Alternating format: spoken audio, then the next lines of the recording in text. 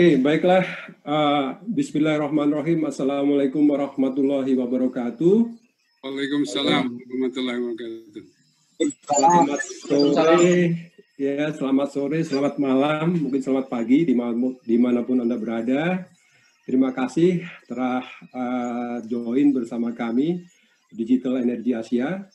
Saya Salis Aprilian sebagai host hari ini dalam rangka Energy Talk. Jadi ini adalah acara Digital Energy Asia yang kedua. Jadi kemarin sesi pertama sudah berlangsung, alhamdulillah sukses, yang menghadirkan antara lain Pak Dr. Kurtubi, kemudian Profesor Tutu Karyaji dan Pak Semi Hamzah MBA. Kemarin sudah membahas dengan topik memerdekakan sektor energi Indonesia menuju negara maju di tahun 2045.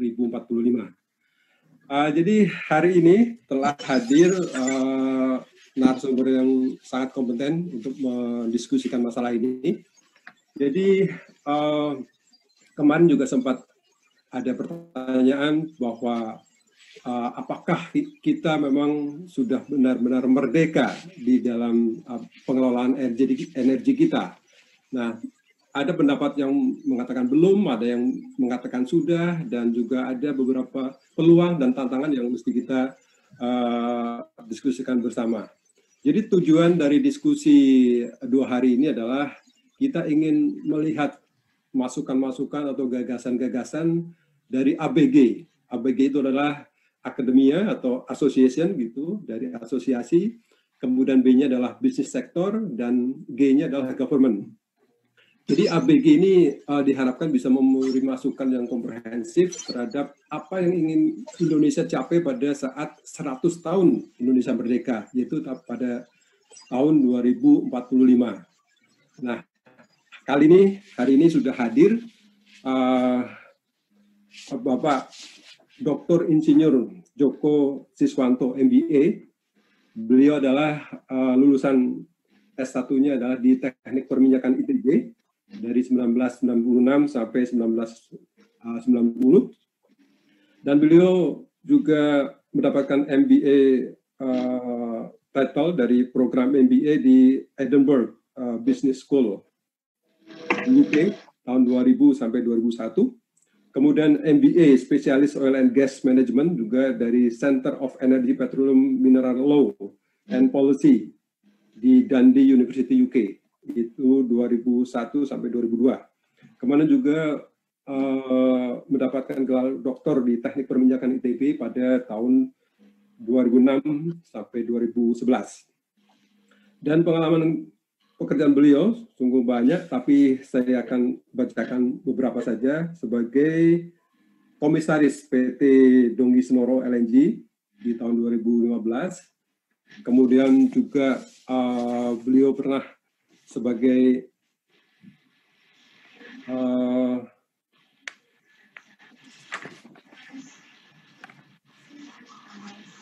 komisaris juga di PT PGN pada 2015, dan juga Direktur Pembinaan Usaha Hulu Migas, Direktur Gas Bumi BPH Migas, dan sekarang beliau adalah Sekretaris Jenderal di DEN. Sebelum itu, beliau adalah sekretaris di PPH Migas tahun 2013 sampai 2015. Baik, kemudian untuk yang kedua, nanti pembicara kedua adalah Dr. Insinyur Din Darlianto. Beliau adalah lulusan Mechanical Engineering dari UGM di tahun 1996. Kemudian beliau menyelesaikan S2 di Master di Mechanical Engineering juga dari Tokushima University, Jepang tahun 2003, dan menyelesaikan doctoral program atau S3 Macro Control Engineering juga di universitas yang sama, yaitu Tokushima University, Jepang 2006. Dan pengalaman pekerjaan beliau adalah sekarang Direktur Pusat Studi Energi UGM, jadi tahun 2012 sampai sekarang, dan sebagai Assistant Professor di Mechanical Engineering, juga Mechanical Engineering Study Program di UGM. Kemudian yang ketiga adalah Dr. Insinyur Surya Dharma MBA.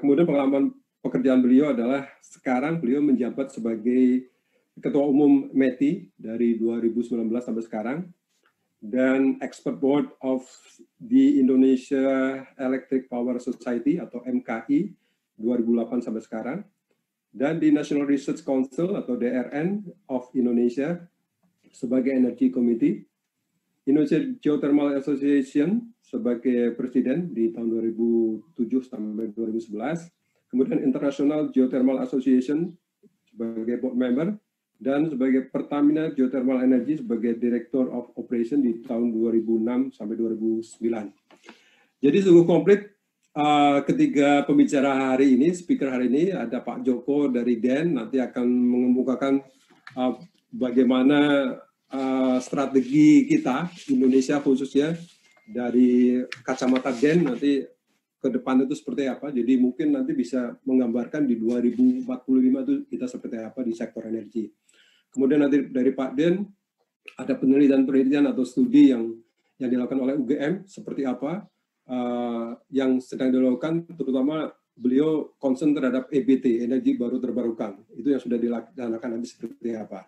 Dan nanti Pak Surya sebagai practitioner, sebagai yang memang mumpuni dari awal juga di panas bumi, mungkin akan bercerita tentang itu. Dan Asosiasi METI, Masyarakat Energi Terbarukan Indonesia itu sudah memberi sumbangan seperti apa dan sebagainya. Jadi saya kira 2 hari ini kita ingin menggali gagasan, ide, dan juga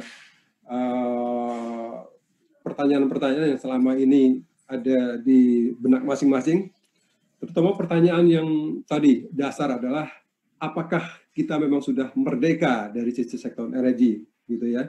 Karena bagaimanapun Indonesia memiliki banyak sekali sumber energi. Kita sebut apa saja energi yang ada di dunia ini ada di Indonesia, gitu ya. Jadi saking banyaknya, tapi mungkin pengelolaannya yang harus kita benahi, kita sempurnakan istilahnya, supaya kita bisa mandiri, merdeka, dan sustain, berkelanjutan. Itu tujuan dari diskusi 2 hari ini. Dan nanti mungkin ada semacam white paper yang bisa ditulis untuk opini di mungkin di suatu sosial media atau di media yang lain, bahwa 2 hari ini kita menghasilkan suatu bahasan, suatu diskusi yang mudah-mudahan bermanfaat bagi Indonesia. Jadi untuk pertama kali silakan Pak Joksis, dari mobilnya juga nggak apa-apa, kami sudah di kantor Pak ini. Kami nanti bisa menunjukkan slide dari Pak Joko. Baiklah, saya kira Alif nanti siapkan saja kalau misalnya Pak Joko minta untuk ditampilkan. Silakan Pak Joko Siswanto, time is yours. Sudah siapkah atau beres-beres dulu? Saya kira silakan unmute ini ya, tolong Alif di unmute mic-nya. Silakan Pak Joko. Assalamualaikum warahmatullahi wabarakatuh. Selamat sore. Waalaikumsalam warahmatullahi wabarakatuh. Selamat sore buat semua. Sore, Pak. Mohon izin ini. Jadi sebagaimana kita ketahui bahwa kebijakan energi kita itu untuk menuju ke kemandirian energi maupun ketahanan energi itu sudah ada Undang-Undang Nomor 30 tentang energi. Kemudian turunan daripada undang-undang itu adalah KEN, kebijakan energi nasional kita, itu dituangkan di dalam PP 79 2014. Kemudian di bawahnya lagi adalah mengenai RUEN, dituangkan dalam Perpres 22 2017. Nah, untuk listrik kita punya RUPTL yang kita revisi sempurnakan setiap tahun. Kemudian untuk RUET, Rencana Umum Daerah, itu saat ini dari 34 provinsi, kita sudah mempunyai 16. Tahun ini mudah-mudahan nambah lagi untuk Jogja, Sumatera Selatan, dan Bali. Nah, semuanya itu mengacu kepada secara nasional yang ada matriks di RUEN. Nah, di matriks RUEN itu sendiri sudah didetailkan mengenai program-programnya begitu. Jadi ada 300 sekian program juga ada kegiatan begitu. Juga kita kaitkan dengan renstra setiap kementerian dan lembaga. Sampai dengan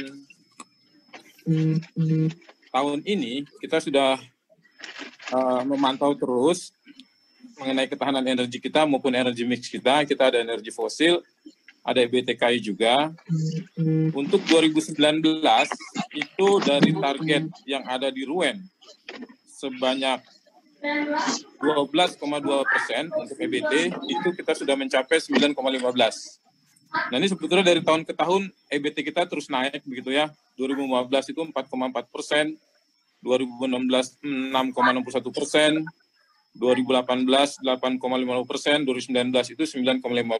Pada tahun 2025 itu mencapai 23%. Nah itu kalau kita lihat untuk tahun 2020 itu kita punya target 13,42%. Mudah-mudahan kita bisa mencapainya nanti di akhir tahun. Nah untuk kenapa sebetulnya kita belum mencapai begitu? Karena kita itu masih punya energi fosil khususnya batu bara. Itu kalau kita lihat angkanya dari 2015 itu 27,9, 30, kemudian 32, sekarang 37, 29. Itu artinya peningkatan batu bara sendiri itu melebihi daripada target yang ada di RUEN. Mendesak pemanfaatan energi fosil. Oke. Di dalam kondisi COVID ini, di mana harga fosil itu rendah, itu juga semakin terdesak gitu untuk energi fosilnya gitu. Nah, sedangkan gas bumi sendiri itu juga kita lihat pemanfaatannya cukup baik untuk yang energi fosil. Nah, untuk minyak kita memang punya target untuk terus turun gitu. Jadi kita fokus untuk EBT kita tingkatkan, kita akan mengurangi energi fosil khususnya batu bara dan minyak, dan kita terus meningkatkan gas. Next slide. Indeks daripada ketahanan energi nasional kita, itu kita sekarang berada di angka 6,44. Artinya apa? Kalau kita lihat di angka 6,44 itu di antara 6 dan 79 di hijau itu, yaitu dalam tingkat kondisi yang tahan begitu. Nah, adapun cara mengukur dari indeks ketahanan energi kita, yaitu ada 4 faktor yang kita ukur adalah yaitu affordability, accessibility, availability, dan acceptability. Nah, kalau kita lihat dari tahun ke tahun, dari 2015 itu angkanya di angka 5,81, kurang tahan, kemudian 2016 6,17, sudah naik terus, dan terakhir 2019 6,44. Nah, ini sudah semakin baik untuk ketahanan energi kita. Memang kita belum mencapai sangat tahan, itu di angka 8-10. Nah, itu kondisi saat ini energi ketahanan energi kita. Next slide. Nah, sebagaimana tadi Pak Salis menyampaikan, ada yang mengatakan kita sudah tahan, ada yang belum, begitu ya. Nah, kalau kita lihat di sini bahwa ada beberapa indikator yang berpotensi untuk menjadi ancaman terhadap ketahanan energi kita, yaitu yang pertama adalah masih belum memang mencapai sesuai target, tetapi angkanya sudah naik dari tahun ke tahun. Kita juga masih ada import, terutama untuk minyak mentah, kemudian LPG, dan BBM jenis bensin, premium dan Pertalite. Nah, sedangkan untuk BBM jenis solar, alhamdulillah dengan adanya B30, kita sudah tidak impor solar lagi yang bersubsidi. Kita juga sudah tidak impor aftur. Ini atas keberhasilan B30 yang di dalam RUEN itu sebetulnya kita melebihi target, sehingga kita sudah mencapai beberapa prestasi untuk solar dan aftur begitu. Nah, ini yang menjadi ancaman kita adalah masih adanya impor crude dan produksi minyak dalam negeri juga menurun. Untuk gas bumi kita masih cukup lumayan optimis, masih ekspor juga begitu. Nah, LPG kita impornya semakin besar juga. Mudah-mudahan ada program untuk eksplorasi produksi, mengurangi impor daripada crude kita di masa yang akan datang. Next slide.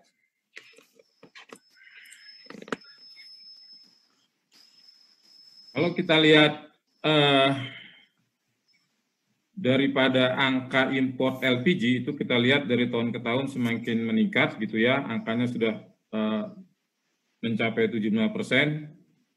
Kalau kita lihat impornya LPG, kemudian produksinya kalau kita lihat stabil bahkan cenderung sedikit turun begitu. Itu kalau kita lihat daripada kondisi daripada LPG kita. Next slide. Mudah-mudahan kita juga punya program untuk mengurangi impor LPG ini, yaitu dengan kompor listrik, dengan gasifikasi batu bara, begitu kita ingin menciptakan DME dari gas bumi maupun dari batu bara. Juga kita punya program jaringan gas bumi. Jadi di wilayah-wilayah yang dekat dengan sumber gas maupun dialiri oleh pipa, kita terus membangun jaringan gas bumi untuk rumah tangga. Next slide. Nah, beberapa solusi untuk meningkatkan ketahanan energi kita, yaitu kita sedang dalam proses finalisasi sebagaimana diamanatkan oleh regulasi untuk membuat cadangan penyangga energi kita. Nah, cadangan penyangga energi ini kendala utamanya adalah mengenai infrastruktur dan biaya begitu. Jadi beban untuk mempunyai cadangan energi selama 30 hari itu dananya cukup besar dan kita perlu menyediakan infrastrukturnya. Sementara ini kita masih mengandalkan cadangan operasional yang dimiliki oleh badan usaha.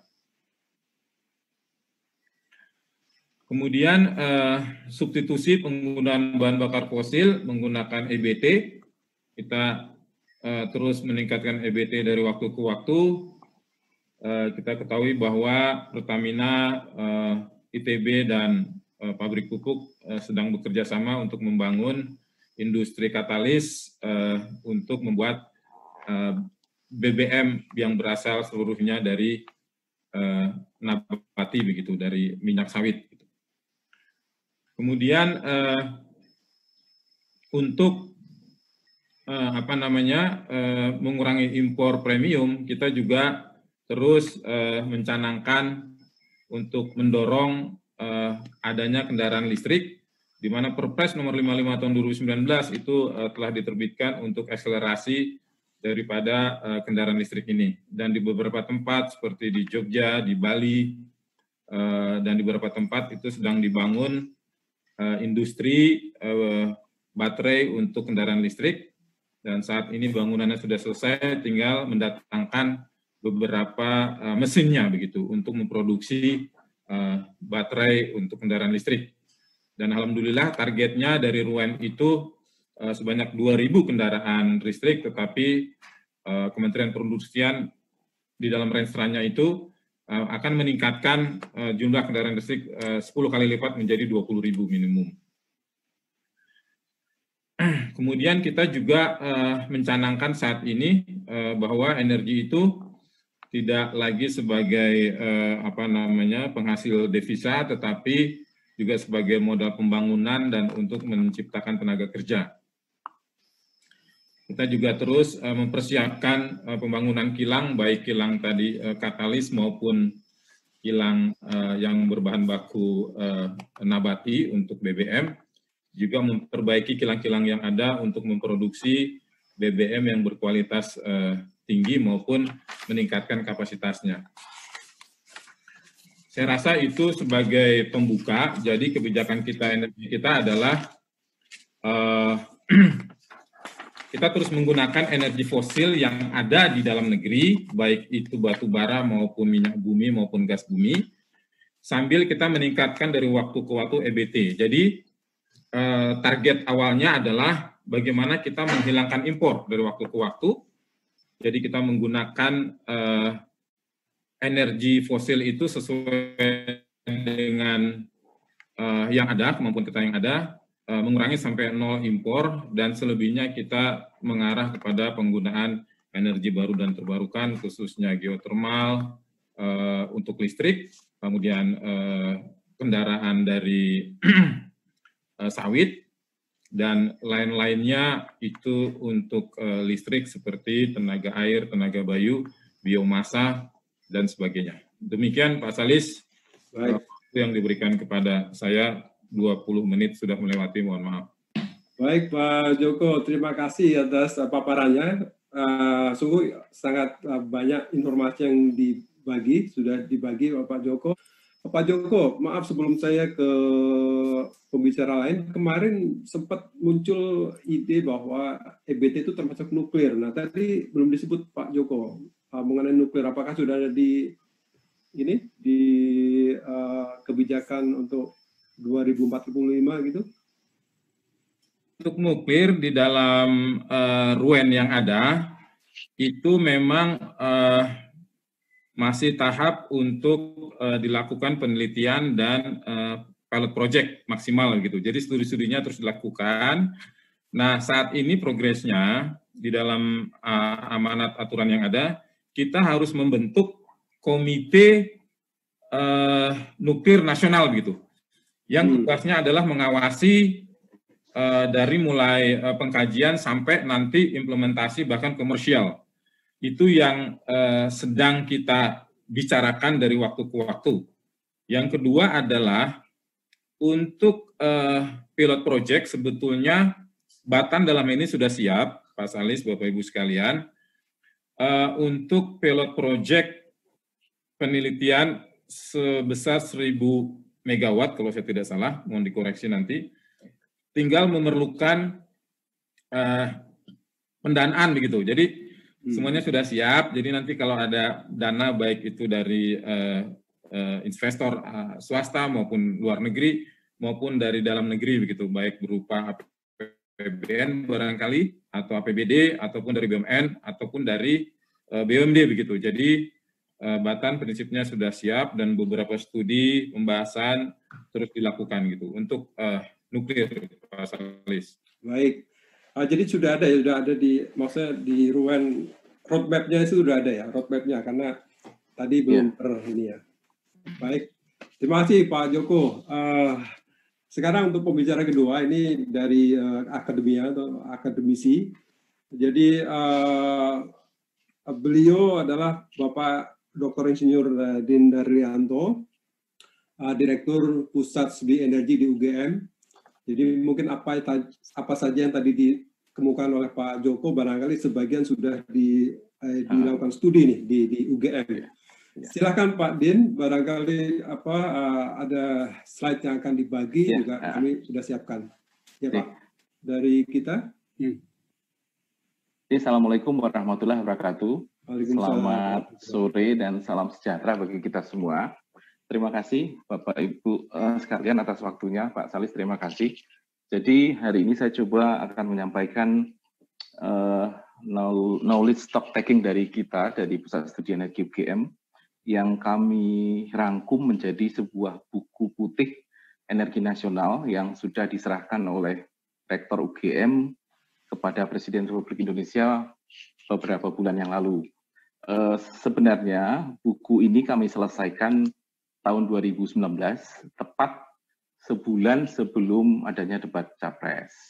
Namun karena pada waktu itu kita melihat bahwa situasinya kurang pas untuk disampaikan ke publik, sehingga kita tunggu siapa yang sudah menjadi presiden. Dan ketika Pak Jokowi terpilih sebagai presiden oleh Rektor UGM, diserahkan ke beliau untuk dipelajari, untuk dijadikan acuan bagi Presiden Republik Indonesia. Karena sudah menjadi barang publik, ya sehingga kami bisa men-share ke Bapak Ibu, dan kalau seandainya Bapak Ibu berkenan, kita bisa men-share soft file dari buku tersebut.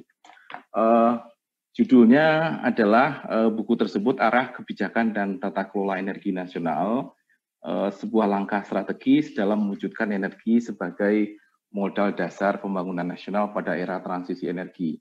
Seperti yang kita ketahui bahwa energi dinyatakan di dalam Undang-Undang Energi bahwa energi bukan lagi sebagai state revenue, tetapi sebagai modal dasar pembangunan nasional. Artinya secara praktis energi bukan untuk dibakar, tapi lebih digunakan sebagai stock feed dalam pembangunan industri nasional. Next, Mas. Bapak Ibu sekalian, di sini kalau kita lihat data kan sudah menyatakan ya ada sebuah website pada malam hari. Sebenarnya di Indonesia itu kalau kita lihat listrik itu yang terang kan hanya Jawa, sedikit sebagian Sumatera dan juga Bali. Dan harapannya dengan target pemerintah mengenai elektrifikasi rasio yang semakin membesar, harapannya nanti semuanya bisa terang seperti layaknya Eropa Barat dan Amerika Utara. Dan lanjut. Kemudian kalau kita melihat secara taktis dia, dan kita tahu bahwa Undang-Undang Nomor 30 kemudian ada KEN, ada RUEN, itu jelas dinyatakan bahwa di tahun 2025 porsi EBT kan 23%, sementara kan sekarang masih di atas 9 sampai 10%. Pertanyaannya, menuju 2025 itu kita berada pada tahap transisi energi, dan international experience sudah menyatakan bahwa hampir semua negara itu sudah mengeluarkan konsep negara tersebut dalam transisi energi. Oleh karena itu, tergerak dengan konsideran RUEN, KEN, RIPIN, Undang-Undang Energi, kemudian ada Nawacita bidang energi, Permen SDM, sehingga Pusat Studi Energi UGM mengeluarkan konsep era transisi energi sampai 2025 dari pertimbangan teknis, ekonomi, hukum, dan juga sosial politik. Lanjut, Mas. Kemudian juga sekarang mari kita lihat kondisi tata kelola kita. Kalau kita lihat minyak dan gas, datanya seperti ini. Dan infrastruktur juga sudah ada di sini. Dan kalau kita lihat lifting minyak dan gas bumi kita, kalau kita lihat lifting minyak dan gas bumi kita itu menyatakan bahwa penggunaan gas domestik kita itu semakin lama semakin naik. Namun juga lifting kita semakin lama semakin menurun. Jadi sebagai contoh di minyak yang awalnya 779 sampai saat ini 700.000 barrel per hari. Kemudian juga infrastruktur migas kita, kalau kita lihat kan baru berada pada beberapa daerah industri nasional saja, sementara di kawasan timur Indonesia juga mengalami permasalahan. Oleh karena itu, kita melihat kita perlu memiliki fokus pengelolaan migas sebagai modal pembangunan nasional dengan cara mengurangi impor migas dan optimalisasi pemanfaatan gas bumi untuk industri, ketenaga listrikan, rumah tangga, dan juga transportasi. Itu pesan pertama yang kami berikan di buku putih kami. Lanjut, Mas. Kemudian, kalau kita lihat juga masalah terkait dari upstream hulu migas, yang pertama dari beberapa kajian yang kita lakukan adalah permasalahan perizinan. Jadi perlunya PTSP, kemudian juga rendahnya efisiensi. Kemudian kita tahu ketidakpastian regulasi dari cost recovery menjadi gross split, dan dari kajian itu kita melihat gross split sepertinya kurang menguntungkan bagi pembangunan ekonomi nasional, sehingga alhamdulillah Pak Menteri sudah membuka lagi kemungkinan untuk menggunakan cost recovery di kontrak-kontrak berikutnya. Kemudian juga yang menjadi masalah baru lagi adalah sulitnya pengadaan tanah bagi kepentingan umum.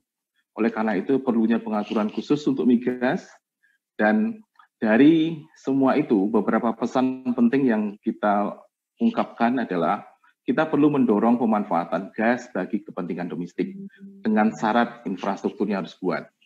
Yang kedua, karena kebutuhan domestik sehingga infrastrukturnya perlu dibangun, dan karena lifting migas juga tidak memenuhi target sehingga perlu improve teknologi, IOR, surfaktan, dan lain sebagainya. Lanjut. Kemudian kalau kita melihat tren secara internasional, ya, kalau kita lihat secara tren internasional bahwa pertumbuhan investasi eksplorasi rata-rata di dunia hampir berada pada angka positif. Contoh seperti Tiongkok naik 6,1%, kemudian Kanada naik 10,4%. Artinya si negara tersebut memberikan sebuah role yang sangat atraktif bagi investor di bidang migas. Namun kalau kita lihat data Indonesia itu cukup menarik bahwa kita malah terjadi penurunan minus 10% dalam kurun waktu 2007 sampai 2016. Oleh karena itu, kita melihat perlu ada satu langkah peningkatan investasi migas, tidak hanya dari sisi ekonomi yang atraktif, namun juga aturan yang pasti, dan juga kejelasan undang-undang kita. Seperti kita tahu bahwa dari sisi undang-undang migas saja, Undang-Undang 22 2001 yang awalnya akan direvisi-revisi sampai sekarang juga belum sampai pada kepastian yang jelas. Lanjut. Kemudian juga Bapak Ibu sekalian, ini proyeksi kebutuhan minyak dalam Brent ya. Kalau kita melihat proyeksi minyak tersebut, dengan asumsi itu kami menghitung bahwa untuk mencapai target itu kita perlu menemukan sebuah cadangan baru yang besarnya 10 kali dari lapangan cepu atau 70 kali dengan nilai investasi pada tahun 2017. Pertanyaannya, uangnya dari mana? Dan kalau untuk menjawab bahwa kita sudah merdeka atau belum, ini salah satu fakta sebenarnya kita perlu memerdekakan diri di tahun 2045 dari sisi tata kelola energi, kepastian energi, dan juga kepastian dalam pengelolaan energi dan kemampuan kita mengelola energi nasional. Lanjut. Mari Mas, lanjut Mas. Kemudian juga kalau seandainya masalah yang dulu kita rencanakan terjadi sehingga kita bisa mendapatkan asumsi kenaikan pembelian cadangan hingga 100%, kemudian bisa mempercepat proyek-proyek gas bumi dan mengendalikan impor LPG kalau kita bisa memanfaatkannya itu untuk kebutuhan domestik kita sendiri. Kemudian juga lanjut.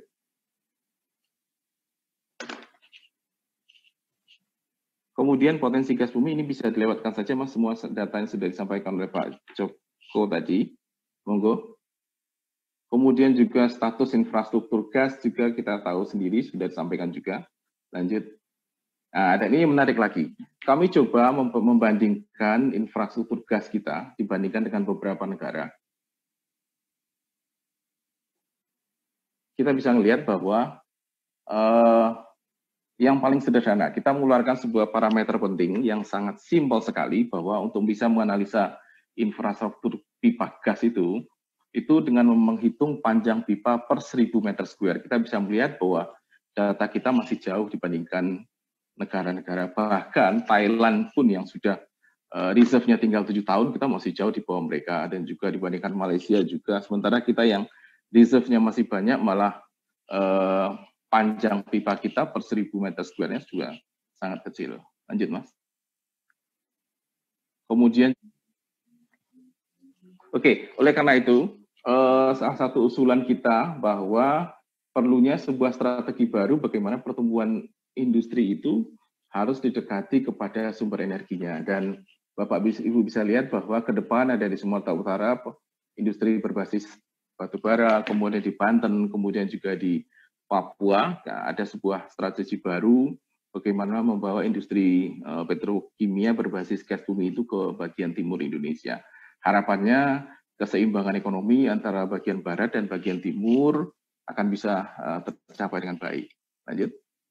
Kemudian juga berdasarkan semua itu, beberapa poin yang bisa kami catat adalah pengembangan industri harus mengarah kepada memperhatikan dan pertimbangan sumber energinya di mana. Kemudian juga perlu dipertimbangkan bahwa setiap industri baru disertai dengan kepastian pasokan yang mencukupi. Kemudian jaringan gas rumah perlu didorong sesuai dengan potensi, dan ini beberapa usaha peningkatan alokasi domestik untuk gas. Lanjut, Mas. Kemudian juga, lanjut, Mas. Sekarang kalau kita lihat batu bara, gitu ya. Ini sebuah data yang kami rangkum dari kajian-kajian kita semua. Nah, kembali lagi. Lanjut, Mas. Batu bara. Nah, kemudian, kembali lagi ke batu bara tadi. Satu slide aja di depan. Nah, kemudian kalau kita lihat dari batu bara, permasalahan yang utama adalah penggunaan batu bara kita masih banyak dialokasikan untuk ekspor. Kemudian perlu mendorong batu bara ke arah domestik atau bisa menggunakan konversi batu bara misalnya diubah menjadi DME. Kemudian dari sisi energy law, kita bisa melihat bahwa kenapa tata kelola di batu bara masih menjadi masalah. Yang pertama, subsidi untuk pengguna energi tak terbarukan masih lebih tinggi daripada subsidi EBT. Kemudian seperti yang kita ketahui, hasil ini juga kita rangkum bersama dengan MEDI kemarin. Kemudian diskriminasi perlakuan pajak, kemudian adanya optimalisasi peran BUMN energi yang diatur secara fokus. Kemudian dari sana semua, kami merekomendasikan perlunya penetapan spesifikasi batu bara. Yang kedua, penentuan supply chain yang optimum bagi batu bara nasional seperti apa. Dan kita tidak boleh melupakan adanya kebijakan single price batu bara untuk domestic market application. Walaupun ini semua pada poin ketiga pemerintah sudah melakukan. Namun yang paling penting adalah adanya top-down policy dalam pengembangan energi terbarukan dan hubungannya dengan pemanfaatan batu bara juga. Lanjut. Kemudian dari sisi EBT, kita lakukan SWOT analysis dan kita melihat bahwa walaupun potensi kita banyak, ya, kemudian willingness dari pemerintah juga adanya CAN, RUEN, dan lain sebagainya. Namun yang menjadi masalah adalah masih tingginya keterangan kita kepada batu bara dan migas. Kemudian database yang akurat dan komprehensif mengenai energi juga masih kurang. Dan kalau ditanya, kalau kita ingin membangun PLTU, industrinya seperti apa, kita juga tidak punya database untuk itu. Nanti saya akan melihat bagaimana peran Pusat Studi Energi UGM dalam menutupi permasalahan itu ke depan. Kemudian juga ancamannya adanya MEA sekarang, kemudian juga regulasi yang masih tumpang tindih. Oleh karena itu, jika kita melakukan ini semua dengan baik, kita bisa menyatakan bahwa Indonesia mampu memiliki ketahanan dan kemandirian energi ke depan. Lanjut. Kemudian juga permasalahan di EBT yang harus kita lihat bahwa tidak semua teknologi EBT itu atraktif secara ekonomis. Tidak semua teknologi EBT itu juga teknologi maturity-nya bagus. Oleh karena itu, pada bagian paling kanan itu prioritas kita ke depan kalau kita mengembangkan energi dalam waktu singkat. Yang pertama, hydro ready dan juga maturity teknologinya cukup bagus seperti geothermal, biodiesel, biomass, mini hydro, dan solar PV. Oke, lanjut. Kemudian juga perkembangan dan kendala EBT juga sudah kami rangkum di slide ini. Seperti contoh ketika kita berbicara kendala, pola sistem kelistrikan kita yang belum mendukung, kemudian juga adanya sifat intermittence, ya. Kemudian ketimbangan distribusi penduduk dan pendapatan antar kawasan Indonesia, kemudian konsumsi energi yang tidak merata, ketersediaan soft load yang cukup menguntungkan dalam EBT juga masih terbatas, kemudian top-down policy dan political pemerintah yang belum konsisten juga terjadi di EBT. Kemudian yang paling penting adalah skema BOOT dan harga jual listrik yang tidak menarik bagi investor. Kemudian ini fakta-fakta semua, kita bisa lihat masih jauh. Oleh karena itu, kita perlu membuat sebuah strategi pencapaian target EBT. Yang pertama, harus punya studi dampak integrasi pembangkit EBT secara intermiten, kemudian redesign tax allowance juga perlu dilakukan, evaluasi formulasi BPP, sampai pada akhirnya integrasi pengaturan dalam skema pembiayaan dan development seperti EBT. Lanjut, Mas. Kemudian juga berbicara mengenai EBT, kita perlu melihat di negara kita itu dengan standar ekonomi yang masih sederhana. Kita bisa melihat adanya beberapa daerah yang masuk ke dalam miskin energi. Seperti contoh, intensitas kemiskinan energi yang tinggi itu seperti di Maluku, Papua, NTT, kemudian rasio kemiskinan energinya seperti apa. Oleh karena itu, solusi yang kami tawarkan adalah pengembangan EBT harus berbasiskan potensi wilayah tersebut. Sehingga pengembangan ekonomi juga terkait dengan pengembangan industri lokal yang mendorong BUMDes dari daerah-daerah yang kemiskinan energinya tinggi itu bisa beroperasi sebagai industri pendukung dalam ekonomi masyarakat setempat. Lanjut. Kemudian juga Bapak Ibu sekalian, ini lanjut saja. Lanjut, Mas. Ini usulan tata kelola yang komprehensif. Intinya begini, pada buku putih itu kami mengeluarkan sebuah rekomendasi yang kita kenal sebagai Sabta Aji Patungkas atau 7 amanat kebaikan dalam rangka mendorong kemerdekaan energi. Yang pertama, mulai dari tata kelola, kemudian jaminan pasokan, yang ketiga penerapan kebijakan fiskal yang tepat, kemudian sinkronisasi aturan, kemudian peningkatan kecakapan sumber daya manusia, dan terakhir kita tidak lupa pemanfaatan PLTN dan sumber energi alternatif sebagai solusi sumber energi nasional. Dan yang ketujuh, kita juga merekomendasikan ke pemerintah perlunya penerapan konsep Smart Energy Management yang melibatkan komunitas untuk meningkatkan layanan energi yang berkelanjutan, khususnya di daerah 3T, yang sering kita melupakan fakta seperti itu. Oke, lanjut. Kemudian dalam 2 menit ke depan saya akan lihatkan kontribusi Pusat Studi Energi UGM dalam pengembangan EBT dan juga dalam mendorong pembangunan energi nasional. Lanjut, Mas. Nah, sebagai contoh, sekarang itu kami memiliki sebuah pusat riset besar yang cukup inovatif dan oleh pemerintah sudah ditetapkan sebagai pusat unggulan IPTEK dalam kerangka pengembangan energi terbarukan berbasis mikroalga. Jadi kita punya alga park ya. Kemudian kita juga sengaja mendorong agar pengembangan EBT di daerah-daerah 3T juga dilanjutkan dan itu dikoordinasikan dan dilakukan sendiri oleh Pusat Studi Energi UGM seperti di Karimun Jawa. Lanjut. Kemudian juga pada sisi tata kelola kita sudah pernah mengeluarkan buku usulan roadmap gas nasional. Kita juga pernah mengeluarkan usulan RUU Migas, mulai dari naskah akademik sampai drafting pasal per pasal, dan itu sudah kita serahkan kepada DPR RI, kepada Komisi 7, dan itu diwakili oleh Wakil Rektor UGM pada waktu itu. Kemudian juga kita juga pernah melakukan kajian carbon tax, kemudian infrastruktur tenaga listrik juga, kemudian usulan roadmap tata kelola gas nasional, dan best mix energi Indonesia sampai 2025. Lanjut. Kemudian juga ini fakta-fakta yang ada nanti bisa kalau Bapak Ibu berkenan kita bisa share semuanya karena sudah menjadi barang publik. Lanjut. Kemudian juga lanjut, Mas. Kemudian yang paling penting tadi saya melihat kembali lagi, Mas, ke slide berikut. Ini sesuatu yang sangat penting bahwa kalaupun kita memiliki ketahanan energi yang cukup, namun industri energi kita tidak tumbuh ya juga ya percuma. Oleh karena itu, sekarang itu mulai dari tahun 2016 sampai saat ini, kita selalu mengupdate peta kemampuan industri penunjang kita di bidang kelistrikan, baik kelistrikan yang berdasarkan batu bara ataupun EBT. Jadi Bapak Ibu sekalian, setiap tahun itu kita melakukan survei dari Aceh sampai Papua, kira-kira industri manufaktur kita untuk EBT kekuatannya seperti apa, kemudian untuk batu bara kekuatannya seperti apa, dan kita punya peta seperti ini.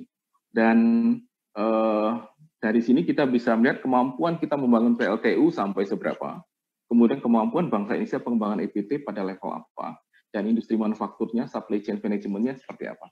Ini juga ada rangkuman teknologi pembangkit yang harus dibangun sebagai contoh pada periode 2015 sampai 2025. Ini juga petanya tidak hanya kemampuan teknologi, juga financial capability mereka seperti apa, kemudian tenaga ahli mereka seperti apa, kemudian fasilitas workshopnya seperti apa. Kita punya peta seperti ini, dan saya pikir pemerintah perlu lebih bagus dari ini, artinya punya peta yang lebih dalam sehingga pengembangan dan pemetaan ke depan itu bisa berjalan lebih baik. Lanjut. Kemudian juga pengabdian masyarakat di bidang energi juga mulai kita mendorong pengembangan cold storage berbasis energi di Papua, energi surya di Papua juga kita lakukan, kemudian pelatihan energi surya di pulau terluar di Jawa Tengah, kemudian juga di Sulawesi juga kita lakukan, dan juga kita juga melakukan pengembangan PLTS untuk membantu saudara kita kalau terjadi bencana gempa. Seperti contoh di Palu kemarin kita juga menurunkan tim dari Pusat Studi Energi UGM. Dan tidak lupa kita juga memberikan sharing mengenai energy knowledge kepada anggota parlemen pada skala lokal. Oke, Saya rasa itu yang bisa saya sampaikan, Pak Salis. Mungkin akan lebih baik nanti kita bisa diskusi secara TikTok. Terima kasih. Assalamualaikum warahmatullahi wabarakatuh. Waalaikumsalam warahmatullahi wabarakatuh. Pak Den, terima kasih banyak. Ini sungguh lebih komplit lagi tadi dari presentasinya Pak Den ini. Jadi UGM ternyata sudah melakukan begitu banyak studi dan juga white paper yang sudah diserahkan ke pemerintah, kemudian juga ada real kerja nyata gitu sudah sampai ke masyarakat pedesaan dan sebagainya. Baik, di sini banyak juga chatting yang sudah ditulis baik di YouTube maupun di Zoom, Pak Den. Jadi ya, yang Pak, intinya banyak yang menanyakan ya, bisa nggak dapat soft file-nya buku putih ini? Dan dengan senang hati Pak Salis. Ya, dengan senang hati saya akan share. Jadi nanti hubungi nanti Pak Den bisa di chat ya, ditulis di situ. Atau gini, saya bisa WA mendapatkannya gitu. Atau sekarang saya WA ke Pak Salis, nanti Pak Salis share secara publik juga nggak masalah. Oke. Ya, baik.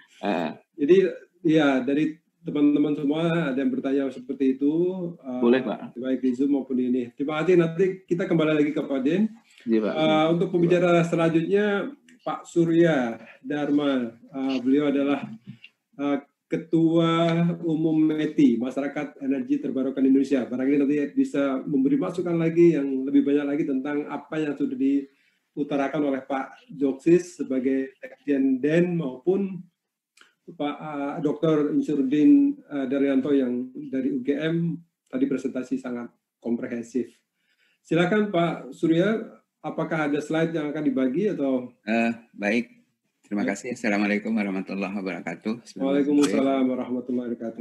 Ya, Pak. Sudah menjelang waktu yang sangat singkat, saya kira ya. Sudah menjelang maghrib juga.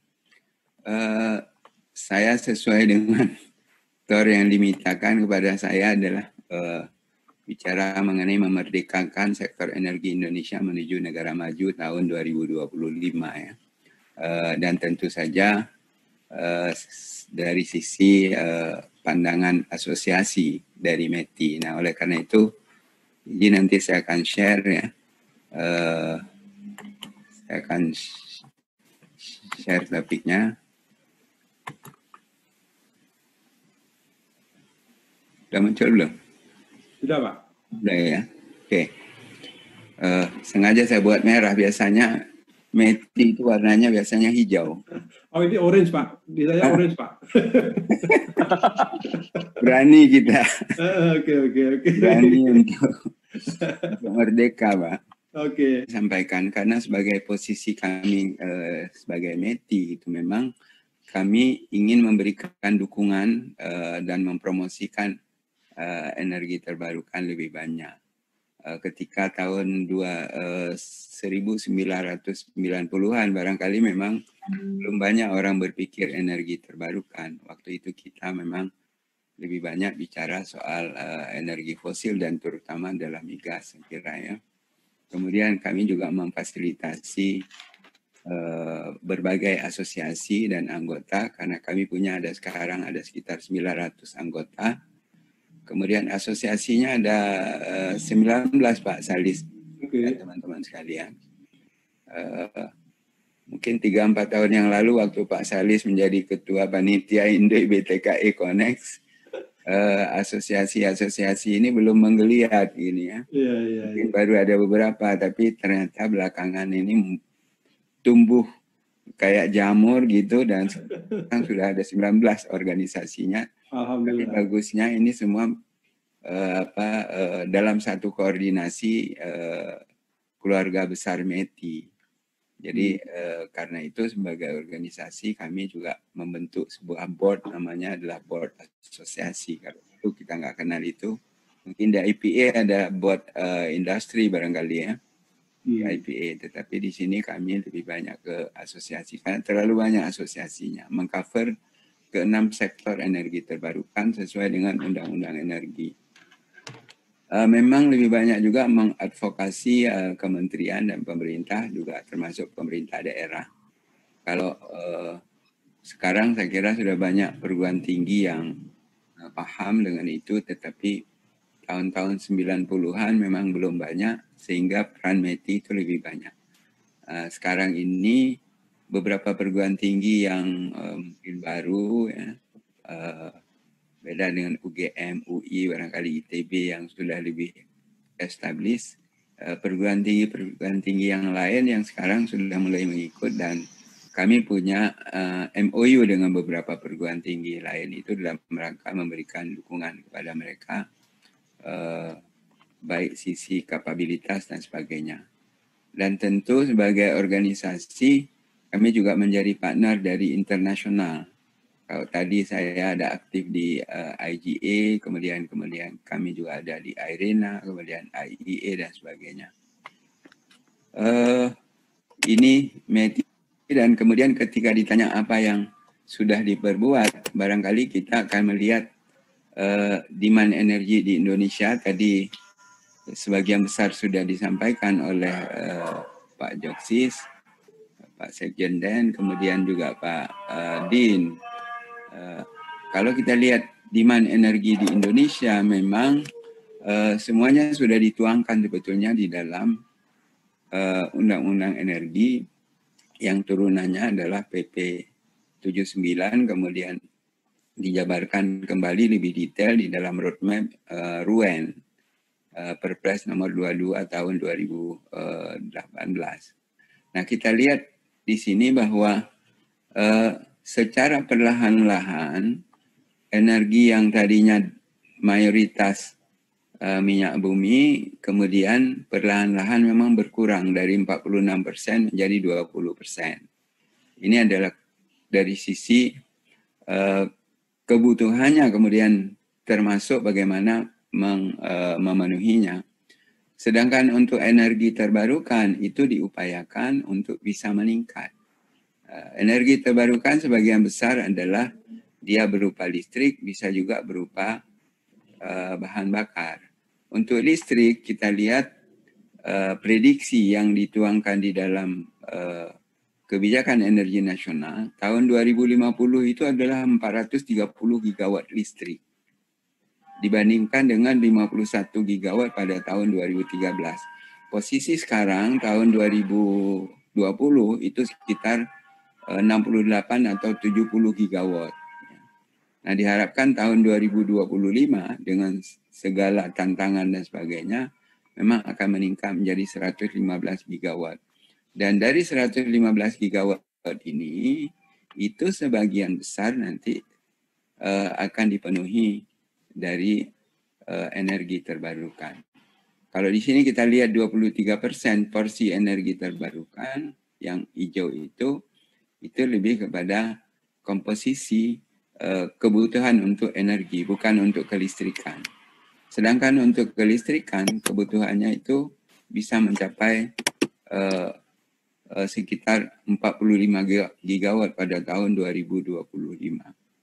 Nah, belum lagi memang ada faktor lain yang kalau kita lihat komitmen kita terhadap penurunan emisi gas rumah kaca yang dituangkan dalam Undang-Undang 16 tahun 2016 mengenai Perjanjian Paris, ini menyebabkan perlu upaya-upaya yang sangat keras yang harus dilakukan oleh pemerintah dalam rangka memenuhi penurunan emisi ini. Karena penurunan emisi 29% itu 17%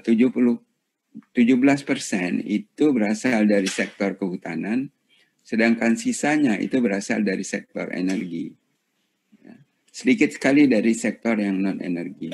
11% kurang lebih dari sektor energi. Dari 11% sektor energi, peran energi terbarukan itu betul-betul lebih dari 70%. Nah, kalau kita lihat kebutuhan listrik sampai tahun 2040, ya, ini seperti ini, terlihat di sini. Ada untuk kebutuhan rumah tangga yang merah ini, ya kurang lebih nggak terlalu besar waktu itu dibuat. Mungkin sekarang barangkali bisa juga berbeda. Dengan adaptasi kehidupan baru, barangkali karena sebagian besar orang kerja dari rumah, barangkali ini juga bisa meningkat. Ya. Mungkin Pak Din belum update juga ini. Perlu studi khusus juga Pak Din ya. Iya, siap Pak. tentang kebutuhan ini, karena pasti ada perubahan pola gitu ya. Iya. Kemudian sekarang sedang kita lakukan Pak, pengaruh sudah, COVID ya, terhadap energi juga. industri itu yang biru, Ya. sedangkan transportasi itu adalah yang kuning, itu dia stabil, statis gitu ya. Totalnya itu adalah yang hitam ini. Ini adalah total. Nah, kalau dari sisi supply, memang supply kita sebagian besar kan dari fosil, kemudian sama dari energi terbarukan. Hanya yang menjadi persoalan, ini selalu diungkap saya kira oleh berbagai pihak, ini menjadi tantangan yang besar. Kalau tadi Pak Din mengatakan bahwa investasi di sektor migas itu minus 10% selama kurun waktu 2000 berapa tadi 2006 sampai 2019 ya. Iya. Apalagi setelah 2019 saya yakin itu jauh lebih besar penurunannya. Nah, kalau dari sisi ini memang agak kritis. Kalau ditanya seperti apa ketahanan energi Indonesia, Pak Joksis tadi sudah mengatakan ya 65% atau 70% kebutuhan minyak kita impor, baik dalam bentuk bahan baku maupun dalam bentuk BBM. Nah, bagaimana peluang jangka pendek, menengah dan jangka panjang untuk memasuki 100 tahun Indonesia merdeka? Ini mau tidak mau memang kita akan mengalami sebuah transisi yang dulu barangkali tidak pernah kita pikirkan. Yang kita sebut dengan eranya adalah era energi terbarukan. Bagaimana perubahannya? Ya. Ini saya memberikan gambaran saja. Ini adalah hasil studi dari UI. Barangkali ini berbeda sedikit dengan yang studi Gajah Mada. Ya. Karena kalau dari studi dari UI, ini studinya tahun 2000. Oh ini dari BPPT tapi dari studi UI. Yang kita lihat posisi batu bara, posisi gas kita itu tahun 2027 mereka katakan Indonesia akan menjadi net importer. Kalau minyak dulu kan tahun 2004-2005 ya menjadi net importer. Kemudian yang bawah ini adalah batu bara. Batu bara itu Indonesia akan menjadi net importer itu tahun 2046. Jadi hanya 1 tahun setelah tahun 2045 100 tahun Indonesia merdeka. Kondisi ini betul-betul dalam arti penggunaan batu bara itu seperti penggunaan tahun yang waktu dihitung ini sejak tahun 2014. Faktanya sekarang penggunaan batu bara di dalam negeri itu jauh lebih besar dari ini. Dan produksi batu bara kita yang di dalam kebijakan energi nasional disebutkan maksimum produksinya adalah 470 juta ton per tahun. Faktanya tahun 2016 produksi kita itu 625 juta ton. Artinya hampir 1,5 kali lipat dari posisi yang diprediksikan. Ini berarti kalau perkiraan net importer itu tahun 2046 dengan kondisi produksi batubara kita adalah 400 juta ton ya dengan perkiraan kenaikan dan sebagainya.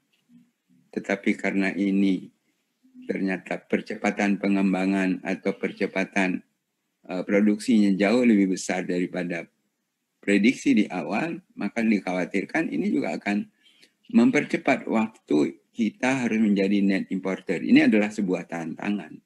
Ya. Nah, kemudian bagaimana ketika saya mengatakan tadi bahwa kita akan masuk kepada era energi terbarukan tahun 2050.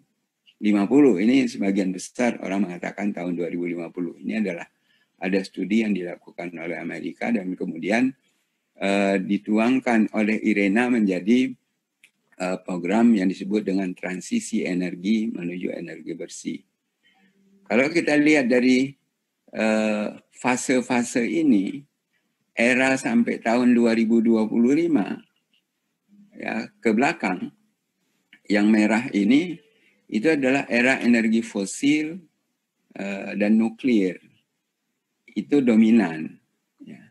Mungkin pas tahun 2025 itu ya mungkin masih di atas 50% barangkali energi fosil dan nuklir. Tetapi energi terbarukan sudah mulai masuk, kemudian matahari sudah mulai yang sudah diintroduce dari beberapa tahun belakangan ini mulai meningkat. Indikasinya apa? Indikasinya yang kita lihat misalnya dalam 5 tahun terakhir, Cina itu sudah memasang energi matahari yang putih ini, itu sebesar 115 gigawatt dalam 5 tahun terakhir. India itu sudah memasang energi matahari dalam 5 tahun terakhir itu 75 gigawatt. Lebih besar dari total install capacity listrik kita di seluruh Indonesia. Ini sebuah indikasi yang kita lihat. Dan dari data-data investasi yang bergerak di sektor energi terbarukan, kedua negara ini memang menempati posisi paling atas. Baru kemudian Amerika dan beberapa negara Afrika dan bahkan termasuk juga Timur Tengah. Nah, antara tahun 2025 sampai 2050, ini kita masuk kepada era yang kita sebut dengan era energi terbarukan. Ya.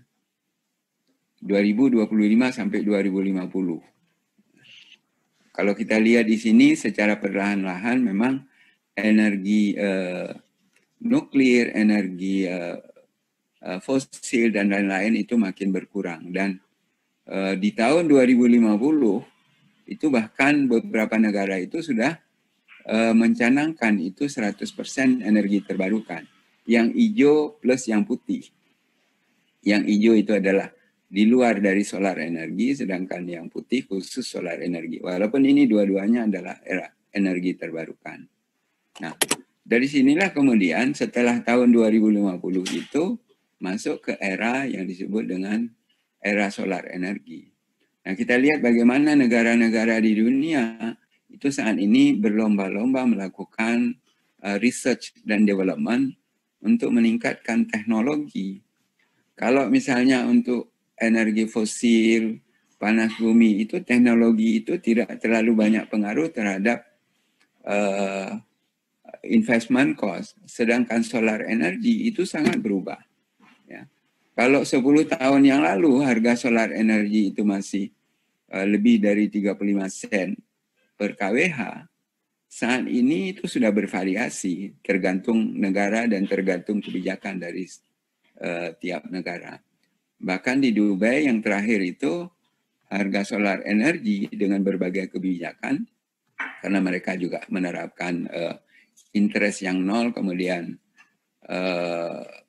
tanah itu disiapkan oleh pemerintah, mereka bisa menyediakan harga energi matahari itu dengan harga hanya 1,6 sen. Dan ini kemudian pasti akan berdampak terhadap kompetisi penggunaan energi pada beberapa tahun yang akan datang. Oleh karena itu kemudian, kalau ini kemudian berhasil, konsekuensinya adalah tentu penggunaan energi fosil seperti minyak bumi, kemudian batu bara dan lain-lain itu otomatis akan bisa lebih cepat berakhirnya. Belum lagi yang kita lihat komitmen dari berbagai negara di dunia untuk mengurangi emisi gas rumah kaca. Nah, pengurangan emisi gas rumah kaca ini kan sebagian besar kalau sektor energi itu pasti berasal dari batu bara dan mungkin ada dari sedikit dari gas, dari minyak bumi juga ada, walaupun tidak terlalu banyak. Nah, oleh karena itu, ini menjadi sebuah tantangan bagi kita, karena kita adalah negara yang memiliki batu bara, juga memiliki minyak bumi, memiliki gas dan sebagainya. Nah, kami bahkan berpikir, sebetulnya kita justru dengan era ini, karena Indonesia memiliki berbagai potensi energi terbarukan, mestinya bisa kita manfaatkan energi terbarukan itu untuk kepentingan kebutuhan energinya, tetapi fosil sumber daya alam fosil itu kita gunakan sebagai bahan baku industri, yang saya yakin itu ke depan itu pasti akan mengalami kompetisi pemanfaatan. Dia tidak lagi digunakan sebagai bahan bakar, tetapi menjadi bahan baku. Bahan baku industri pasti akan mengalami, nggak mungkin kita gunakan solar energi atau geothermal untuk kepentingan bahan baku industri.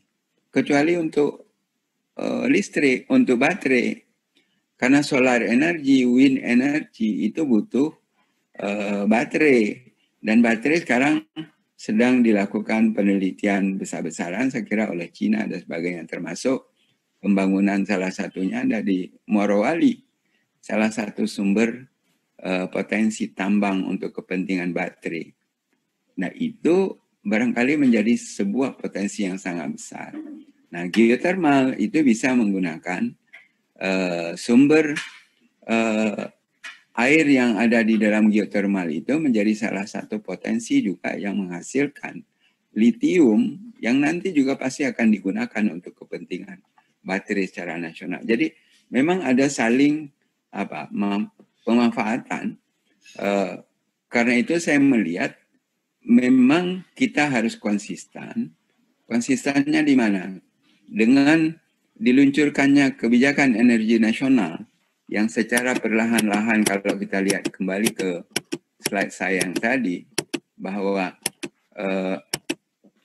kita akan menuju kepada peningkatan pemanfaatan energi terbarukan 31% pada tahun 2050, ini memang harus konsisten ya dijalankan. Saya tertarik kemarin Pak Emil Salim kemarin dalam sebuah diskusi bersama dengan IGGI, ya, beliau mengatakan kok kita sepertinya inkonsisten dengan roadmap yang kita buat ini gitu. Di satu sisi kita ingin begini, tapi dalam implementasinya tidak sesuai dengan ini. Dan ini saya kira sebuah tantangan, Ya. Oleh karena itu kami ingin lihat lebih detail lagi dari sisi ini menuju kepada era energi terbarukan yang mau tidak mau, ya suka atau tidak suka, pasti kita akan menuju ke arah itu. Nah, tahun 2025 itu adalah titik. Nah, bagaimana persoalannya kan sekarang banyak sekali isu-isu yang dalam pengelolaan energi ini. Kita memang dari tahun 80 sebetulnya kita sudah menggulirkan program yang disebut dengan diversifikasi. Tetapi karena diversifikasi ini tidak dijalankan dengan konsisten, akhirnya diversifikasi ini memang ada di dalam roadmap, tetapi implementasinya tidak sesuai. Ada juga misalnya tahun 2006 ya, kita keluarkan lagi dengan Kepres nomor 5 tahun 2006. Yang kurang lebih hampir sama dengan KEN yang sekarang dihasilkan dari Undang-Undang Energi di dalam PP 79 tahun 2014. Ya. Kepres nomor 5 tahun 2006, target energi terbarukan itu adalah 17% tahun 2025. Tetapi kemudian direvisi bahkan itu meningkat. Tahun 2025 jadi 23%. Padahal kita tahu 17% hanya agak sulit untuk dipenuhi. Apalagi posisi sekarang. Kalau kita lihat posisi sekarang masih 9% dari Pak Joko tadi memaparkan. Ini ada amanah sebetulnya undang-undang ini yang menjadi payung hukum dan menjadi landasan. Mestinya ketika kita menuju ke tahun 2025 ini harus konsisten juga dilakukan. Saya agak sedikit kaget juga kemarin ada kajian yang kami lakukan antara METI dengan Gajah Mada terhadap tata kelola energi terbarukan. Yang salah satu di antaranya adalah misalnya tidak ada perlakuan yang sama antara energi fosil dengan energi terbarukan. Energi fosil itu kebanyakan diberikan subsidi, tadi Pak Joko juga mengatakan, tapi begitu energi energi fosil disubsidi, tetapi begitu energi terbarukan, justru harganya ditekan habis-habisan sampai 85% dari biaya pokok produksi. Secara tidak langsung orang mengatakan, mestinya energi terbarukan itu diberikan subsidi, kok malah energi terbarukan mensubsidi energi yang lain.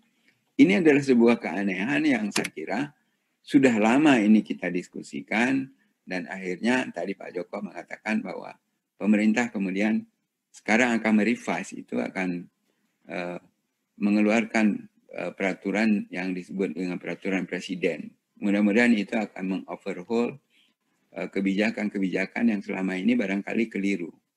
Nah, kalau di dalam evaluasi kajian yang dilakukan oleh Gajah Mada kemarin, dikatakan bahwa harga itu tidak sesuai dengan amanah Undang-Undang Nomor 30 Tahun 2007 tentang energi. Sama sekali tidak sesuai. Nah, ini yang barangkali perlu kita lihat kembali, konsistensi kita terhadap berbagai kebijakan dan juga implementasi yang dijalankan dalam menuju tahun 2045 itu. Nah, padahal kita lihat potensi energi terbarukan itu kan cukup banyak itu yang sudah terdata. Di seluruh Indonesia, bahkan di kawasan-kawasan 3T yang disebut tadi Pak Din, bahwa perlu sebuah upaya khusus. Ya. Kami bahkan mengusulkan sebetulnya kalau pembangunan industri yang tadi Pak Din katakan mendekatkan kepada sumber energi, kami lebih spesifik lagi menyebutkan dengan istilah itu adalah rebate dan rebate. Iya. Rebate itu adalah renewable energy, rebate renewable energy based industrial development. Jadi membangun kawasan industri itu di kawasan-kawasan yang memiliki potensi energi terbarukan, karena energi terbarukan itu tidak bisa dipindah. Ya. Karena dia tidak bisa dipindah, harus dibangun kawasan industri itu berada di situ. Baru produknya saja yang diekspor dan ditransport. Kemudian yang kedua adalah kita sebut dengan rebate, renewable energy based economic development. Pengembangan kawasan ekonomi itu juga harus sesuai dengan potensi sumber daya energi, khususnya energi terbarukan yang kita punya potensi besar tetapi tidak bisa dipindah dari satu tempat ke tempat lain. Banyak kita punya sumber energi terbarukan tetapi demand-nya kecil ya, karena pertumbuhan dan sebagainya. Tetapi di lain pihak sebetulnya kalau ini bisa dijadikan sebagai pusat industri, sebagai pusat ekonomi, maka ekonomi akan tumbuh berkembang, energinya bisa disuplai dari sisi itu. Ini adalah potensi-potensi yang kita lihat ya, matahari ada 655 gigawatt peak dan sebagainya. Nah, tadi Pak Salis mengatakan bagaimana khusus mengenai panas bumi, karena saya lama memang berkecimpung di panas bumi. Ya. Bagaimana peluang dan tantangan serta pemanfaatannya di Indonesia. Potensinya memang kita punya ya, terbesar di dunia gitu ya. Ada 25, ini hasil survei yang terakhir yang dirilis oleh Badan Geologi. Sebelumnya bahkan sudah pernah ada angka sampai 29 gigawatt gitu. Beberapa negara, ini secara konvensional, menghitungnya secara konvensional. Kalau kita lihat ini titik-titik, ada merah, ada yang kuning dan sebagainya. Itu di seluruh pelosok Indonesia itu punya. Nah ini kan nggak bisa ditransport juga, nggak bisa dipindah juga dari satu tempat ke tempat lain gitu. Kenapa tidak industrinya yang dibangun di kawasan-kawasan yang dekat dengan itu? Ya kan? Di Bandung itu misalnya pusatnya kan banyak sekali di Ciwidey, tinggal potensi industrinya tidak usah di Banjaran, tinggal geser aja sedikit ke arah itu gitu kan. Nggak terlalu jauh juga dari sisi itu. Nah itu kita tidak pernah berpikir, barangkali dulu semua energi disuplai dari sumber energi fosil sehingga gampang ditransportasi, dipindah-pindahkan dan sebagainya. Nah sekarang kita harus menggunakan logika yang berbeda barangkali untuk memerdekakan dan demi untuk ketahanan energi Indonesia gitu ya. Nah kita lihat sebetulnya rencana pengembangannya sudah cukup bagus gitu. Ya. Tahun 2030 itu sampai 10.000 megawatt mestinya. Tahun 2025 itu 7.200. Tapi kelihatannya agak sulit ini dipenuhi. Karena apa? Berbagai kebijakan yang dikeluarkan itu memang tidak pro terhadap pengembangan energi panas bumi. Ya. Termasuk yang saya sebutkan tadi adalah 85% harga listrik terhadap biaya pokok produksi PLN terlepas dari apapun ya.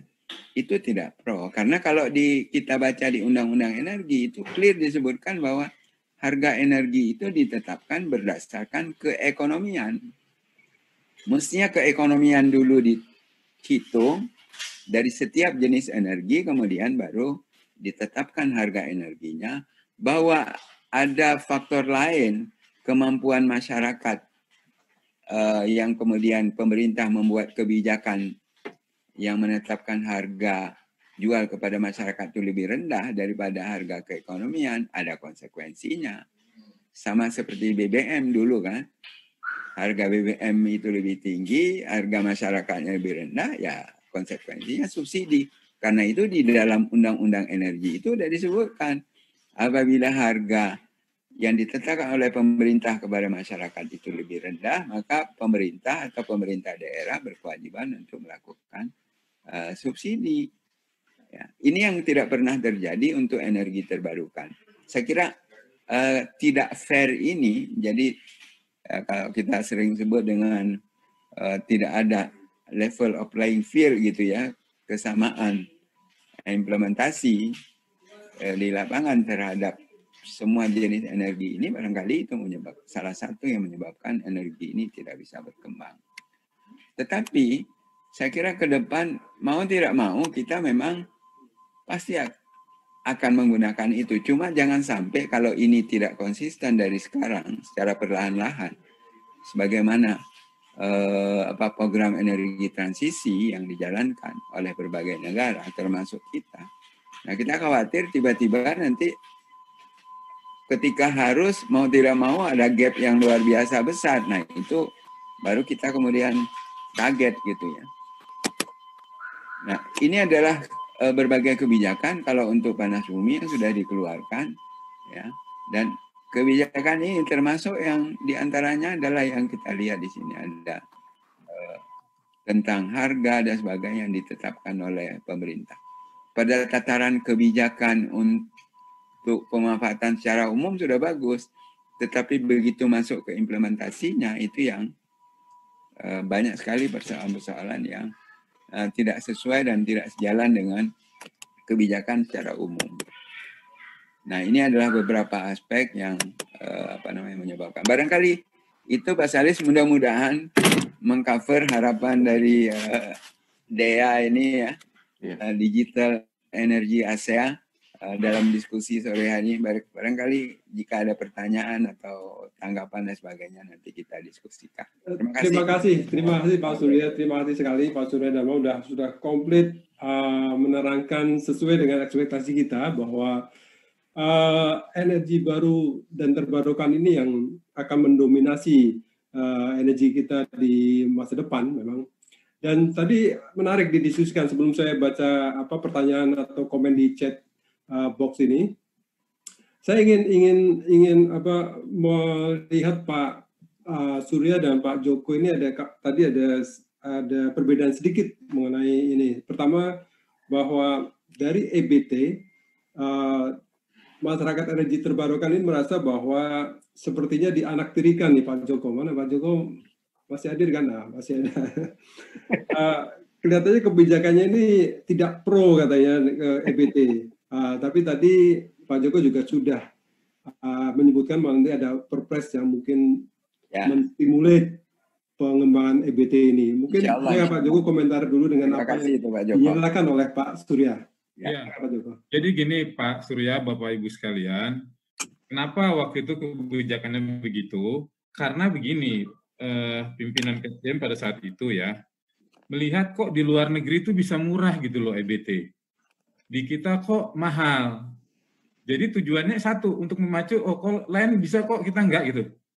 Nah itu ya, makanya kebijakannya tadi ada 85%, Pak. Ini nih, saya cuma cerita background ya. Ya. Atau tidak, tujuannya ada mendorong supaya kita tuh efisien. Kok negara lain bisa, kita nggak bisa? Ya. Nah, tapi itu kita terima. Nah, saat ini, saya tadi jawab juga di chat, sedang dipersiapkan finalisasi perpres untuk EBT ini, Pak, terutama mengenai harga tadi. Mudah-mudahan kalau ini terbit, jadi itu tidak hanya satu jenis, jadi semua EBT itu bisa mendorong investor untuk investasi gitu, dan juga harganya bisa sesuai dengan daya beli masyarakat, Pak. Jadi itu, Pak. Jadi cuma sekedar background ya, Pak Salis ya. Ini background waktu itu supaya kita efisien gitu loh. Negara lain kok bisa murah, kok kita enggak EBT gitu. Nah, makanya kita push supaya investor ini melakukan efisiensi di segala bidang untuk EBT ini. Sekarang kita ubah lagi supaya lebih memacu lagi. Terima kasih, Pak.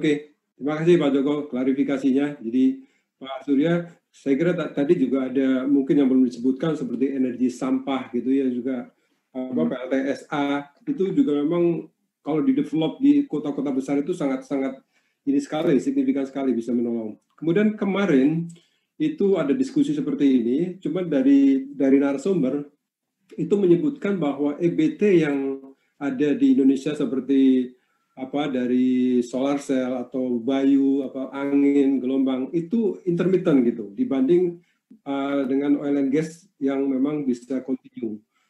Sehingga memang harus ada mix antara yang intermittent sama yang continue. Nah, yang continue antaranya adalah nuklir. Tadi Pak Suryadar mau bilang nuklir itu bahkan akan berakhir di tahun 2025 dan tidak akan ada lagi di tahun 2050. Klarifikasi aja nih Pak Surya, apakah benar interpretasi saya seperti itu? Silakan Pak Surya. Jadi yang pertama soal nuklir bukan tidak ada lagi 2050, sudah sangat kecil gitu pemanfaatannya ya.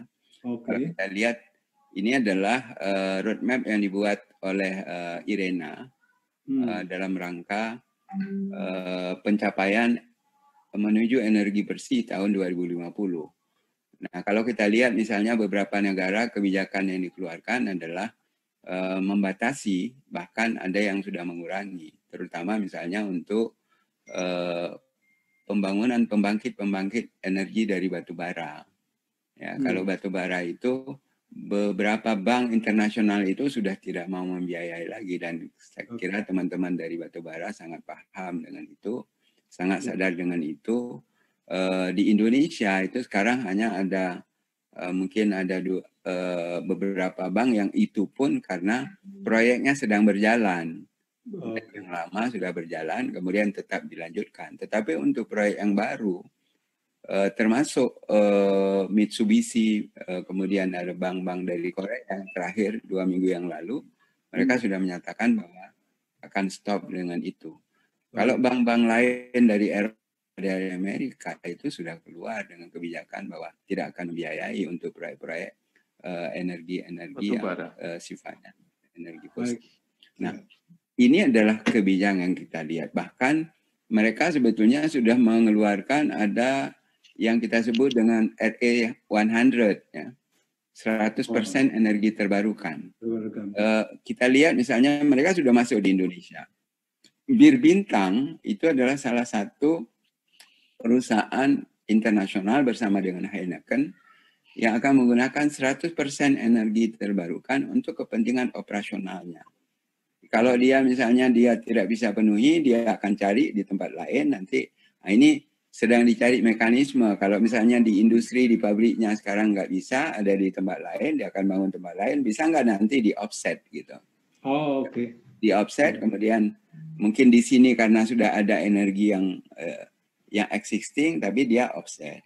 Nah, kami dari METI sebetulnya mengusulkan sebuah mekanisme yang nanti kami masukkan dalam Undang-Undang Energi Terbarukan. Sekarang memang belum ada mekanisme. Di Undang-Undang Energi Terbarukan itu kami sebut dengan Renewable Energy Portfolio Standard. Jadi standar pengembangan energi terbarukan. Jadi semua perusahaan-perusahaan yang bergerak di bidang energi yang tidak terbarukan nanti akan punya kewajiban dia untuk tetap, jadi ada mandatori untuk mengembangkan energi terbarukan, dengan porsi tertentu. Nah, porsinya nanti akan dibicarakan apakah dia 5%, apa 10%, apa 15%, sehingga perlahan-lahan India akan menuju ke arah itu. Baik. Karena kalau tidak ada mandatori, kalau dibiarkan seperti kondisi sekarang, itu memang agak sulit gitu, apalagi diserahkan kepada bisnis to bisnis. Pasti orang akan cari kepada harga yang yang lebih murah gitu ya. Oke. Mungkin Ya, itu Pak. terima kasih Pak Surya. Pak Din tadi ada mau menambahkan mengenai perbincangan tadi.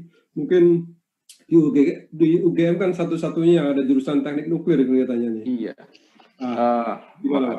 Terima kasih Pak. Jadi berbicara mengenai nuklir banyak paradigma yang terjadi gitu ya, dan tergantung kepada regional setempat. Kalau kita melihat ke beberapa negara yang Green Party-nya sangat kuat, ya mereka menyatakan bahwa 2045 nuklir habis gitu ya.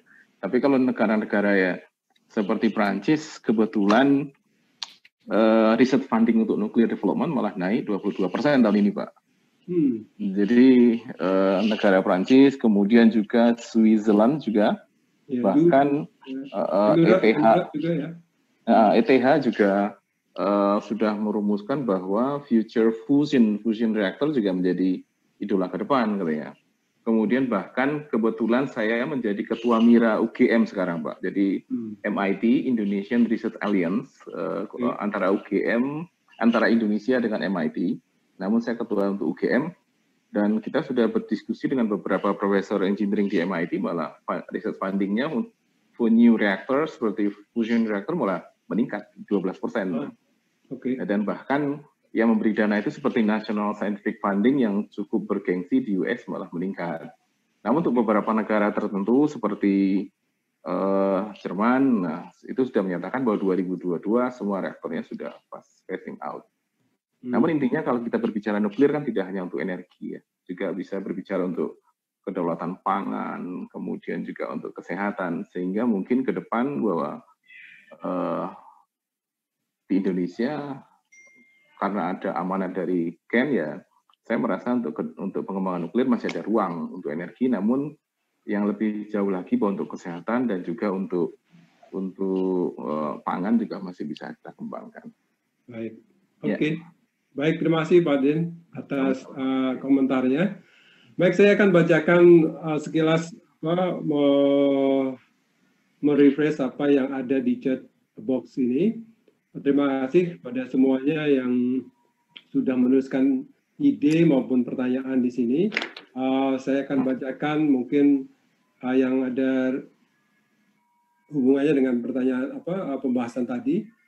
Jadi Pak Surya, barangkali nanti di chat box bisa ditulis bagaimana untuk menjadi anggota METI. Ini ada pertanyaan. Ya mungkin kemana ininya. Kemudian dari Pak Ibnu Sina sudah reply juga oleh Pak Joko pertanyaannya, jadi tidak saya perlu ungkapkan di sini. Kemudian banyak yang meminta soft file, tadi sudah ditanyakan atau dinyatakan oleh Pak Din. Dan mungkin nanti dari para pembicara ini kan mengirimkan, mungkin Pak Surya ya, mengirimkan kita yang memang sudah disaring, katakanlah yang bukan rahasia, dan untuk publik ya, silahkan nanti saya akan taruh di Google Drive atau mungkin di Dropbox gitu, supaya nanti para yang sudah registrasi bisa melihat dan mendownload itu. Jadi nanti kami akan tempatkan file itu di Dropbox atau di Google Drive yang bisa diakses oleh para register. Baik, semuanya sudah. Kemudian dari Ibu Dina Nurul Fitria, bahwa willingness to pay masyarakat pedesaan untuk panel surya ini sekitar 50.000 per KK. Jadi mungkin itu sudah plus baterai dan sebagainya. Mungkin itu sebagai informasi saja dari Bu Dina. Terima kasih Bu Dina.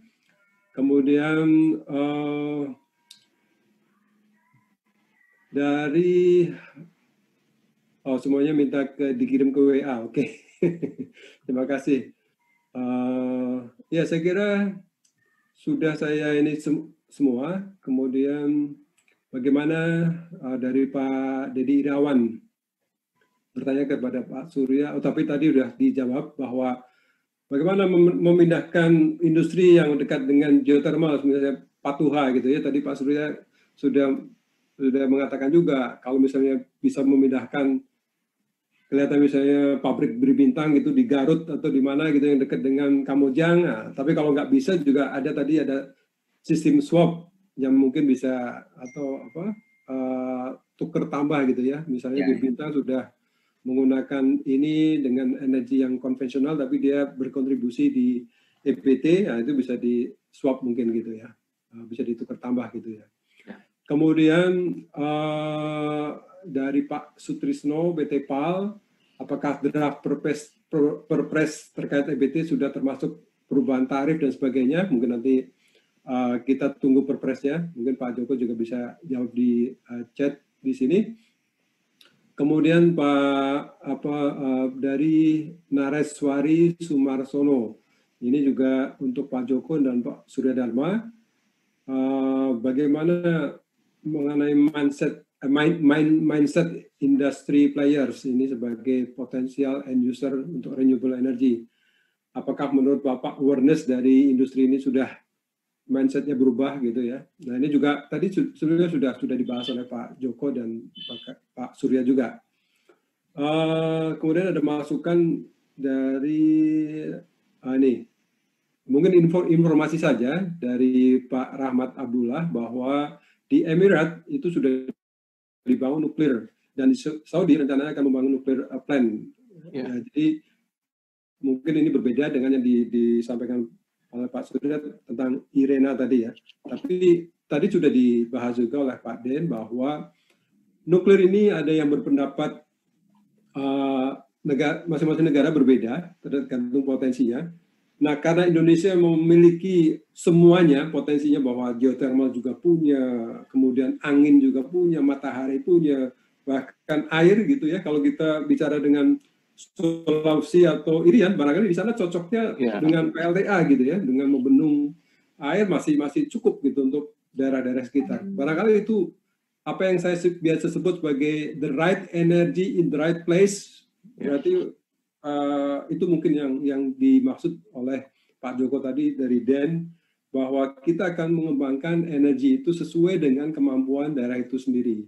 Tapi jangan lupa the right time, the right energy, the right place, dan the right time. Karena kalau tidak tepat waktunya, itu keburu energi itu akan lama tidak terpakai dan mungkin pada saat kita mengeksploitasi itu sudah mahal. Contohnya misalnya Masela waktu beberapa tahun yang lalu kalau tidak dikembangkan segera maka akan tersapu oleh murahnya LNG dari negara-negara Afrika. Ternyata sekarang terbukti bahwa banjir LNG menyebabkan Masela jadi keekonomiannya agak berkurang gitu dibanding pada saat itu dikembangkan. Barangkali itu sebagai resume dari pertanyaan-pertanyaan yang ada di chat box.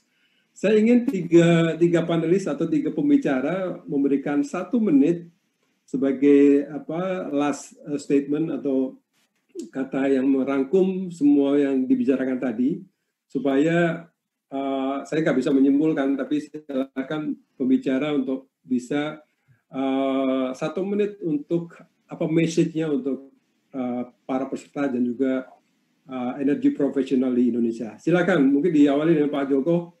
1 menit Pak Joko, silakan. Ya, terima kasih Pak Salis. Saya tidak menyimpulkan, tetapi menambahkan sedikit dari ulasan Pak Salis tadi, the right time itu Pak. Jadi potensi di daerah masing-masing. Jadi dari 34 provinsi kita alhamdulillah sudah 16 RUET terbentuk sebagai dasar hukum bagi daerah dan bagi investor untuk datang ke daerah yang ada potensi berbagai energinya.